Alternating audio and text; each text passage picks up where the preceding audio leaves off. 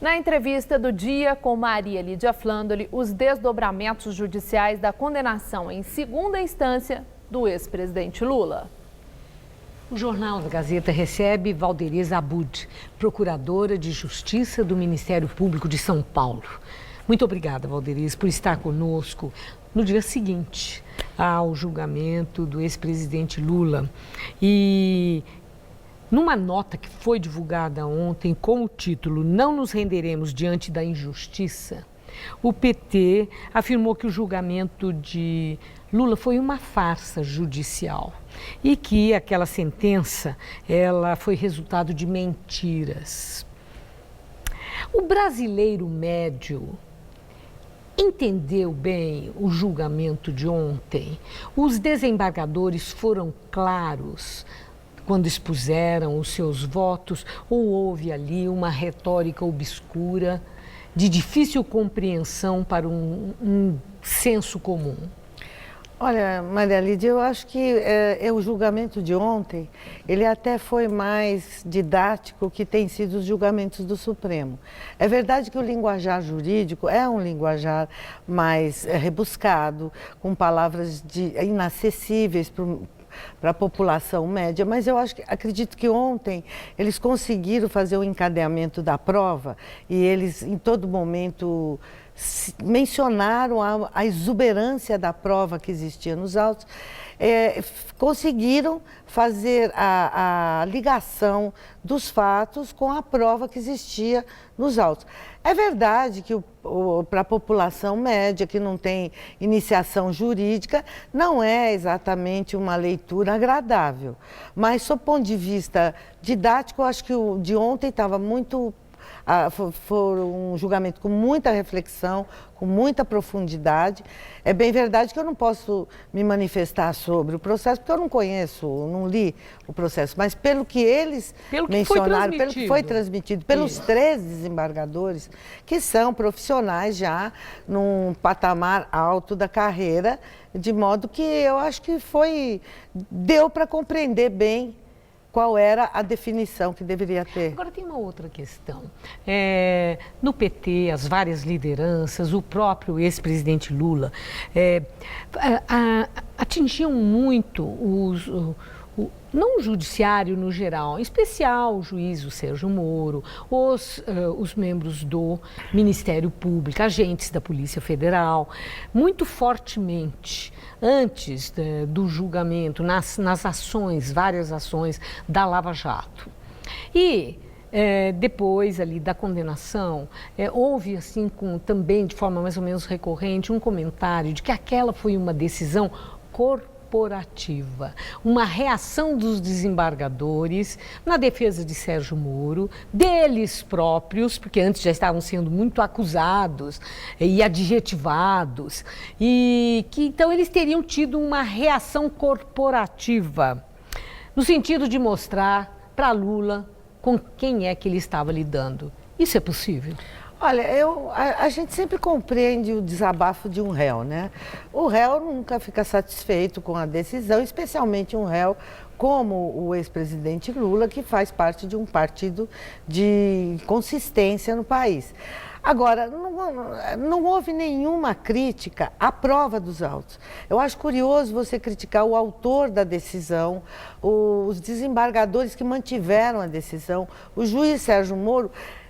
Seria mais adequado e mais eficiente que todas essas pessoas que estão se revoltando contra a decisão procurassem, então, enfraquecer e fragilizar a prova do processo e não xingar o autor da decisão ou os desembargadores que decidiram, porque eles, na decisão, mencionaram ponto a ponto quais eram as provas que existiam, ligando-as com a delação que houve do Léo Pinheiro, de modo que não há como você se insurgir com um encadeamento tão perfeito como foi feito. Aí, de mais a mais, o juiz Sérgio Moro tem 97% de suas decisões mantidas. Será que é só o corporativismo que pode fazer isso? Bom, dentre as muitas dúvidas, né, sobre o que vai acontecer depois daquela decisão unânime de condenação de Lula, A primeira é se Lula vai ser mesmo preso conforme a sentença determina. E se isso acontecer, quando aconteceria? Então, a situação dele ficou um pouco mais difícil para ele, porque a decisão foi unânime, portanto, pula-se um recurso que se chama embargos infringentes, que ele poderia interpor para que outros juízes também analisassem se a decisão não fosse unânime. Então, essa passagem ele não terá. Então, há um outro recurso que se chama embargos de declaração, que poderá ser interposto 2 dias depois, 48 horas depois de publicada esta decisão de ontem, mas esse recurso é muito restrito.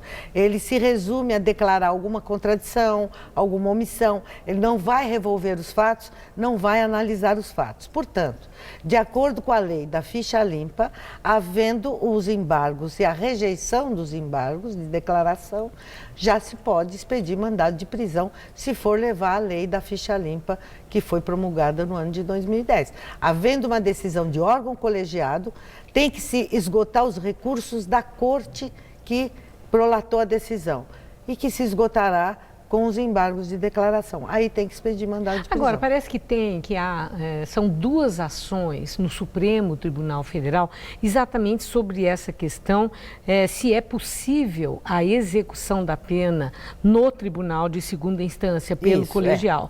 E pelo colegiado. E isso não foi decidido pelo Supremo. Havendo essa decisão pelo Supremo, de autorização da prisão, se Lula puder ser candidato, a candidatura é cassada depois das eleições, mesmo que ele seja, supostamente, é hipótese, eleito? Bem, primeiro, fazer uma ressalva. O Supremo que decidiu em 2016, fevereiro de 2016, mudando a anterior orientação de que, havendo uma decisão de 2º grau no órgão colegiado, já pode expedir mandado de prisão.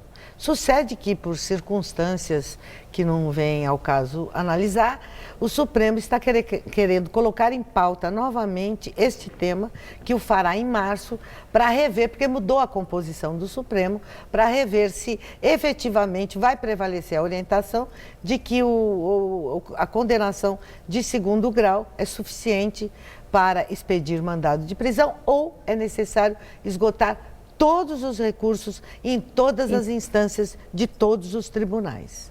De modo que, então, essa orientação será revista em março. Agora, vamos imaginar que o Supremo mantenha a orientação atual. Tem que expedir mandado de prisão, o que não impede de o ex-presidente Lula, através de seus advogados, pedir uma liminar, a suspensão da prisão no STJ, que poderá ser analisado ou não. Num tribunal superior. Agora, se a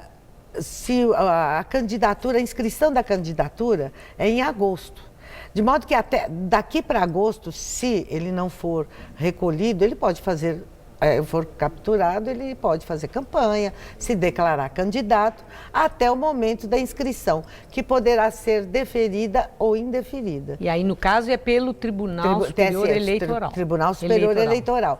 De modo que, se for deferida, o problema está resolvido, mas ela terá que ser deferida fundamentadamente, porque só se houver uma alteração de orientação jurisprudencial. Ou se ela for indeferida e a eleição eventualmente já tiver passado, aí a situação complica, porque você só pode prender o presidente da República por atos praticados no exercício da presidência. Mesmo que ele não tenha sido diplomado? Sim, porque... Eleição passou, pode ter sido eleito, porém não diplomado ainda. Sai a decisão. Sim, se a decisão sair nesse interregno, não, mas se ele for diplomado, presidente da República não pode. Agora, é um espaço de tempo relativamente longo. O que se espera é que, se em setembro é a data da inscrição, que o TSE julgue com a rapidez necessária que o país exige e que a própria condição do candidato, o ex-presidente, também precisa ter um mínimo de segurança jurídica. Claro. Né? O país precisa ter para ele próprio uma definição. Para ele próprio saber, porque como é que o país vai se... As composições políticas mudam com a presença dele ou não no quadro, no cenário eleitoral. Certo. E eu agradeço muito seus esclarecimentos, doutora Valderiz. Eu que agradeço muito obrigada. A oportunidade de estar Uma aqui. boa noite. Boa noite.